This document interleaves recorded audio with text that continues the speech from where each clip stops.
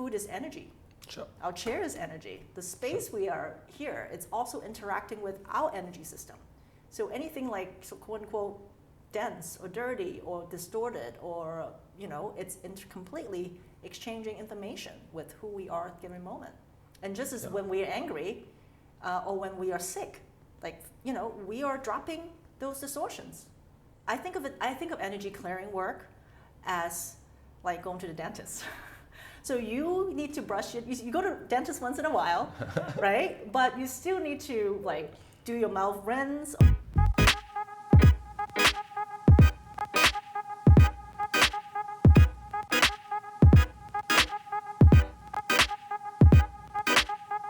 Welcome to this new episode, and today I am here with Glendy. How are you? Great, thank you. Thanks for having me.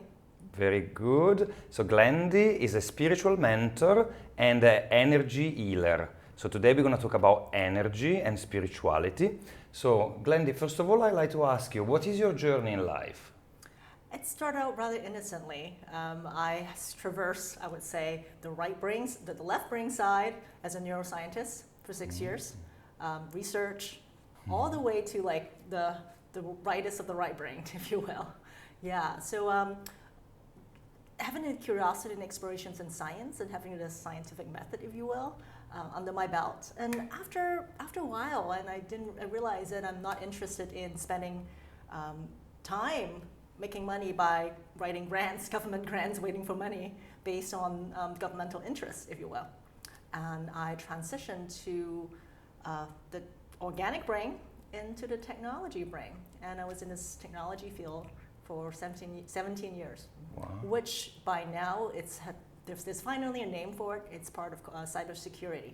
Cybersecurity. Yeah, I was in cybersecurity for 17 years and started out just kind of growing up in that field as a analyst, and then helping Fortune 500, Fortune 100 companies deploying technology enterprise scale solutions.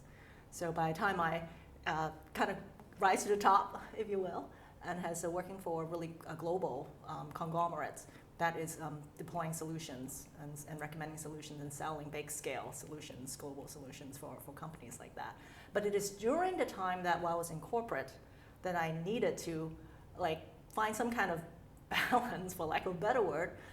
At the time, I didn't know that, I was absorbing energy, being the type of person that I am, and working in a male-dominated environment all these years, right? From the science to from the IT standpoint, and gradually, I just, using all my downtime, whether it's weekends or all my vacations, and just started out with just a little retreat here and there, a little certificate in learning, and then eventually. Started yoga because I felt like I need exercise, and the yoga path brought me deep into esoteric Tibetan Buddhism with Anuttara Yoga Tantra with deep initiations and yoga philosophy, and eventually brought me from the moving meditations of asana into the still meditations of seated meditations, and morphing into open the world of energy healing with a variety of modalities, from pranic healing, which also have its own spiritual path and practice. That's originated from the Philippines. Tao geomancy, which is from a Malaysian masters for land clearing, and ties into how it's not just our person, which is not just between our ears, but all the land energy, including all the grave sites and all types of things that underneath that we just don't know and actually negatively impacting us. To Yuen method, which is another very different types of energetic healing. And along the way, I'm also a sound practitioner, so that's something actually I was really, really drawn to when I realized I couldn't do yoga anymore. I was having some injuries. Oh. So, I just kind of remember, nope, I don't remember what this bowl thing is, and I was chasing it down. So I got certified by Don Conrose, Sarah Osters, Jet Myers, all the folks that in the field at the time, 5, 6, 7 years ago probably, and also work with Flower Essence. And by the time that I was ready to leave the corporate world, and I realized that I need more time dedicated to my own spiritual practice, I took a look at everything that I have, that I've been doing, casually, not casually, like deep retreats and like soul meditations, and all of them ties into have a theme in there. And it's all ties into working with like healing from the energetic sense. So Yeah. I'm like, okay, maybe that's my way to kind of transition out of the matrix into a different way of living, a different way of looking at the world. Yes, because I think once you learn or discover energy, and everybody kind of know, I'm feeling high energy, I'm in low spirits. There's lots of language around energy that is used on a day-to-day basis, but people don't really learn it at school, what is your energy and what is chi, what is prana. The minute that maybe coming from a corporate world, a very serious, rational, scientific environment, you stumble upon this knowledge, it changes a little bit the way you perceive yourself in the world, right? Everything assumes like a different connotation. That's very fascinating. I like to go a little bit deeper into your earlier life. So where are you from originally? I was originally from Hong Kong, Very and nice. I left Hong Kong, let's see, when was it? About high school, and I've been coming to United States in the East Coast, New England, and pretty much I've been in the New England, New York area, New York City area for the 30 plus years at this point. And you always had a passion for like a scientific studies originally, and Yeah, I do. I always been interested in, even when I was even before that, and actually a lot of, I didn't realize that again, it is a lot of things that you just kind of have to look back and I connect the dots. I was a big sci-fi fan. Even, Me too. Yeah, even when I was, and I didn't, I just remember actually one of my uncle, it's an author. He's actually really prestigious Chinese scholars, and but when I was young, like maybe like 6, he wrote a book that talks about the Mayan culture, about the astronaut type thing in the Mayan ruins, yeah. and about like maybe even Christianity and Christmas and a lot of things that are like not quite that have a different explanation than the common. Not common what everybody knowledge, if you will. So yeah, I kind of started young, if you will, and I all the things that I have read and consumed, it's in terms of sci-fi, whether it's Chinese and then also eventually in America, whether it's books and movies, and then a lot of things that you just look back and just like, oh my God, why can't I just, like wow, they put it on movies, huh? And especially when you able to access the more the energetic world, we're just generically calling it as energetic world, but higher dimensional sense of explanations of what things are. So it's fascinating, all the things that you see in movies, TV shows, even Disney kids stuff, and wow, they're actually talking about that concept, which is a completely esoteric, like spiritual, energetic web. So it is true, because many of these concepts, as we said, are esoteric if you look at them from a rational scientific perspective, but then everybody knows them in their day-to-day life because they're part of language, etc. Yeah. And you coming from a Chinese background, I mean, how important was Chinese tradition, the Chinese medical system, Qi in your growing up environment? Well, there's always kind of like practices or things that the grandma does, right? That you just kind of know, or everybody, it's just a thing, but we just kind of dismiss it because we're kids, and even though whether it's taking herbal medicines or soups, right? The energetics of even like what is it called? In Chinese, it's called yi ying bo ying, which means like if you have problems with your lungs, you eat soup. My grandma would make soup of like pig lungs. Doesn't sound too. So you eat the parts of the animal that you need to support your own sort of equivalent. Yeah, exactly. And some of them is kind of like horrifying, even as a kid growing up there. But but there's quite a few things that I found fascinating after when I was growing up in the more it's the same thing, but I look at it from a different eye. So one of them, it's called. In Chinese, it's called Da Xiu Yan, and it's you're supposed to have like a villain in your life, somebody that you hate, somebody like jealous of you, or somebody that like do shit that you are angry with, and you go to this, like, for lack of a better word, shamans. They're more like a Chinese grandma type thing that had, and you write their name or put them in maybe a doll, like think voodoo doll type things. Mm-hmm. And then they would take a shoe and like hit them, and like they would say all these words. And we'll learn it as a kid, almost as like a childhood nursery rhyme. It's like a fun, like you know, we just learned it. I don't know how we learned it, but we just think of it as just like A, superstitious, some grandma doing whatever, and B, as more like a nursery rhyme joke thing, like as a joke. And fast forward like 20 years or maybe 30, later, I realized oh my God, that's not a joke at all. Mm-hmm. It's you with the intentions of the person doing it and you are literally sending negative energy, and it depends on the intensity of it. It is a curse. Even if the person is not present, yeah? Yes, has nothing to do with it. It still works in a way. I do energy healing that I was telling people, like, I don't need to see you at all. I don't need to be on the phone. I don't need to be on Zoom. It doesn't matter at all. So this is what also a little interesting about the word energy, because the way that I came into it, and the way that how it's been talked about even in Instagram, in like the human design, or a lot of other, or the sport, like how much energy is and how much push-up you can do at a time, how much you can run, versus in the more new age spirituality, like the more flowing. And it's very different than what I came across. It's something so tangible that you actually can touch, you can measure, and you can change with your hands, with your, depends on what type of things, because we're multidimensional. We're not just right here, right? For sure. We have multiple fields, and then even depends on what fields that we have access to. So there are things that it's easier to use hands to move.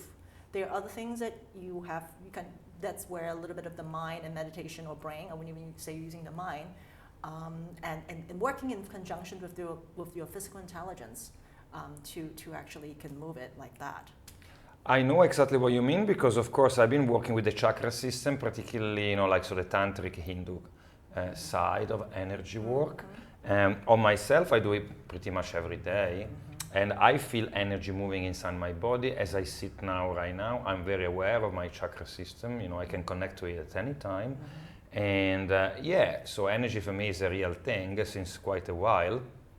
And I looked into it from a more Western scientific perspective, and we know that in the body we have chemical energy, there is electrical energy, and mechanical energy to move muscles, etc. But there is a lot more according to ancient medical system like the TCM, for instance, or Ayurveda, the yoga system. So what is Qi? What are the meridians? And how can we sort of, connect with them and use them for a better life ultimately? The way that I look at it and the path that I traverse, a lot of those systems, they are helpful, but they also only paint a part of the stories. They only paint part of the layers of the story. But nonetheless, like an onions, we have to work through those layers, right? To release what we have absorbed, experiences that created, but more importantly, from my vantage point, a lot of things that we picked up from like long time. That's not this life, from other dimensional space and like ancestral stuff that inherited. So, without coming back to like here, coming to the angle, like you mentioned, a lot of the qi, a lot of more tangible physical exercise, the qigongs, like those type of work, like hands-on, those are all beneficial in terms of connecting with using your breath as a conduit. Right? Breath and mind. Yeah, just the yoga, from a yoga philosophy. Well, prana, exactly. Is breath as well as energy. Yeah, and it's the subtle portions of that kind of going in. And I felt like that it's, especially in this day and age with what's going on right now, we're kind of passing through the boundaries of, okay, it's more than just limiting, from the physical that we're, addressed with nutrition and the chemical aspect, right? Because food is energy. Sure. Our chair is energy. The space we are here, it's also interacting with our energy system. So anything like, quote unquote, dense or dirty or distorted or, it's completely exchanging information with who we are at a given moment. And just as when we are angry or when we are sick, like, we are dropping those distortions in different places. There's something which is common in sort of in the West called vitality, for instance, you know. And if you try to explain vitality scientifically with Western science, it's kind of difficult in a way. But it is intuitive that a 10 years old healthy child playing, so a level of vitality that you perceive just the way he moves and jumps and screams, compared to maybe a 90 years old bedridden person, right? So there is a different kind of energy that you feel, and everybody intuitively feels it. But you say, one thing is understanding it theoretically, another thing is then to be able to actually affect your energy and other people's energy, even the environment energy on a day-to-day basis. Absolutely. And that's what you sort of been learning to do, and now you're teaching, is that right? Yeah, absolutely. I work with I did a lot of direct energy healing with people. Just, you know, think of it as I think of energy clearing work as like going to the dentist. So you need to brush it. You go to dentist once in a while, right? But you still need to like do your mouth rinse, or maybe perhaps sometimes you need a floss. Yeah. And then, you know, other times you use brush and a regular thing, and you know, so you maybe you need a special tool once in a while because something. So we are mingling with energy all day long with different things we encounter. So like you mentioned, like you are constantly bringing yourself back to equilibrium by having your practice, because there's only so much I can access, you know, given a certain time. It's more about how the person developing their self-awareness, and like so that they can know exactly when it's something that's off, that what they need to do about. So when they're ready to work, you know, they're clear enough of their emotions, that regular emotions and physical energy, like so the things are flowing, right? That's what the yoga and all the Ayurveda stuff that can help with, right? The philosophy and even TCM and even doing even a lot of therapies that are more geared to what that, even the massage here or the acupuncture. Then you can slowly evolve deeper into really address on the energetic level. And I would say that everything has an energetic component. You can do all your physical stuff as you want, but you have to address over there because we kind of mold it after that. That's why a lot of times like, oh, people would go to, you know, try to get fixed the pain or this and that, it comes back. Because you haven't really truly get rid of what is actually, it's distorting the field that's causing it. Glendy, can you tell us more practically, during a session with somebody, how do you actually approach the energy work that you do? Okay. So I usually, I combine several modalities together, and usually I also use dowsing as a tool, using a pendulum, and there's actually telepathic healing you can do with that, and doing energy clearing along with that. So I would look to identify what is the greatest disturbance at the current moment that we need to work on, and work to clear it. And then usually it will kind of bring me in different places. There's routines that I would clearing anything in the aura, sealing any cracks and holes, or work on the chakras. But usually that's like a foundations, and I'll bring it further depending on what is the concern is, kind of bring it further into like a lot of the spiritual parasitic stuff that perhaps have you know, causes, have influences what it is. So if it's purely energy healing sessions, I'll just kind of guide them in the meditations and have them activate the physical intelligence so that their body is almost like an antenna to receive the information, so that their body can work on it. So at the end of the day, it's self-healing. So and then transition to, I'll teach them how to use the tools that I have to how to do the energy work. And then they leave with some practical tools they can keep in their day-to-day. I've always give homework because of especially I work with a lot of empaths, and I work with a lot of people that are already sensitive. So they know something's going on, but a lot of times they would just have certain kind of a coping skill, but not seeing the bigger picture, not understanding the bigger picture. So a lot of times people we work with, it's already can be clairvoyance or seeing things or sensing things, and they know that they cannot be in big crowds, or they know that they will absorb things and then feeling yucky. So I'll give them tons of homework to how to kind of clear out things that they pick up. In fact, one of my programs, Soul Remembrance. It's a larger program that help them identify the patterns and teach them how to do the clearing and healing work. But a big part of it is it's the developing the as a kid, right? It takes a while to learn to brush your teeth because you hate it, right? It's annoying, and then after a while you get used to it. Then you figure out what works for you.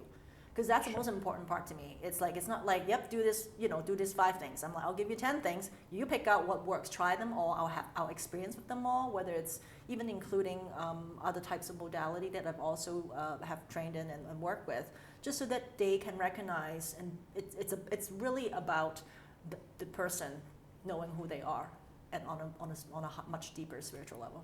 Yeah, it sounds fascinating indeed.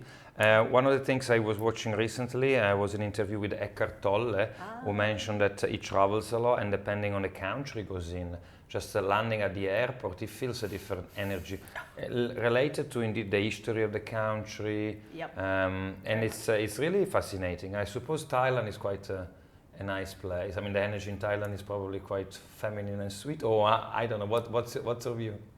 It's interesting you mentioned, because it's not something good for me may not be good for you.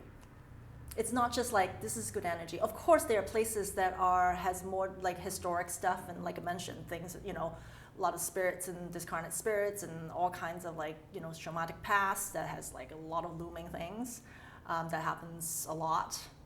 Where I'm in upstate New York, actually, there's a lot of Indian spirits still kind of fighting their war. That thing is still happening.